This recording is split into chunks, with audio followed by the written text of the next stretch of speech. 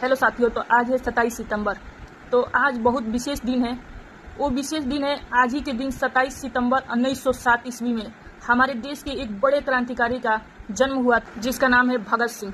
भगत सिंह के फांसी के 12 घंटे पूर्व की बात, जिसको सुनकर आपके आंखों से आंसू निकल जाएंगे। भारत के वीर सपूत भगत सिंह, जब इनको फांसी की सजा मिली तो उसके 12 घंटे पहले की यानी उनके चरित्र के बारे में कई किताबों में और कई लेखकों ने लिखा है। जब आप उसको पढ़ेंगे तो आपके भी आंखों से आंसू आने लगेंगे। क्या बहादुरी थी! ऐसे ही नहीं हमको और आपको आजादी मिली है, ऐसे ही नहीं हम स्वतंत्र हैं। वीर सपूतों के बहादुरी के कारण ही हम आजाद हुए हैं। भगत सिंह, सुखदेव और राजगुरु तीनों ही लाहौर के सेंट्रल जेल में बंद थे। तारीख थी 23 मार्च 1931 ईस्वी को।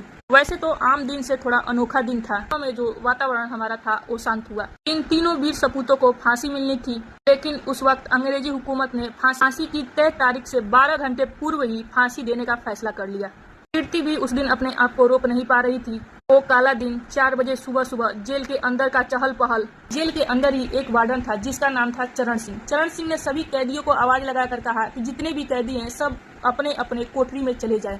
और तुरंत सभी कैदी चौंक गए कि इतनी जल्दी कोठरी में जाने का आदेश क्यों आया है। सभी कैदी भयभीत हो गए और भयभीत होकर अपने अपने कोठरी में चले गए। उसी समय जेल का एक नाई आया जिसका नाम था बरकत। उस नाई की आंखें कुछ बोल रही थी, कुछ कह रही थी, अपने आंखों को बार बार नीचे झुका रहा था, बार बार अपने आप को संभाल रहा था। फिर उस बरकत नाई से एक कैदी ने पूछा, क्या बात है, आज इतनी जल्दी क्यों बंद किया गया हम सबको? तो बरकत नाई ने अपने कान में जाकर कहा, आज रात यानी एक दिन पहले ही भगत सिंह, राजगुरु और सुखदेव को फांसी दी जाएगी।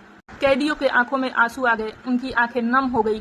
तभी एक कैदी बोला, भगत सिंह के कोठरी तक जाओ और उनका कोई एक सामान ला दो। तब नाई ने बोला, क्यों? तब कैदी ने बोला, वो सामान मेरे पास रहेगा तो मैं अपने बच्चों को बताऊंगा, अपने परिवारजनों को बताऊंगा कि भगत सिंह का सामान है, जिसने देश के लिए अपने जान दे दी लेकिन कभी झुके नहीं। नाई गया और देखा कि 14 नंबर की कोठरी में भगत सिंह शेर के जैसे इधर से उधर टहल रहे हैं। चेहरे पर कोई उदासी नहीं थी। तभी भगत सिंह ने कहा, क्रांतिकारियों को तो मरना ही होता है। भगत सिंह ने उसी वक्त 2 संदेश दिए, एक साम्राज्यवाद मुर्दाबाद और इंकलाब जिंदाबाद। इतने बहादुर थे कि इनकी माँ फांसी से पूर्व जब इनसे मिलने आई तो माँ का हाथ पकड़कर कहा, माँ तू मुझे एक वचन दे। तब माँ ने कहा, मांगो बेटा, क्या चाहिए? भगत सिंह बोले, माँ मेरी फांसी लगे तो तू मत आना। माँ ने कहा, क्यों ना आऊं? भगत सिंह ने फिर कहा, माँ तू मत आना जब मेरी फांसी लगे तो। माँ जब तुम आओगी और मुझे फांसी पर लटकता हुआ देखोगी तो तुम रो पड़ोगी, और जब रो पड़ोगी तो लोग क्या कहेंगे? एक क्रांतिकारी की माँ रो रही है, क्रांतिकारी की माँ कमजोर है, इसलिए तुम आना मत, ताकि मैं बता सकूं और इंकलाब का नारा दे सकूं। तू मत आना। माँ मैं एक वचन देता हूं कि मैं फांसी पे चढ़ते चढ़ते वक्त भी इंकलाब का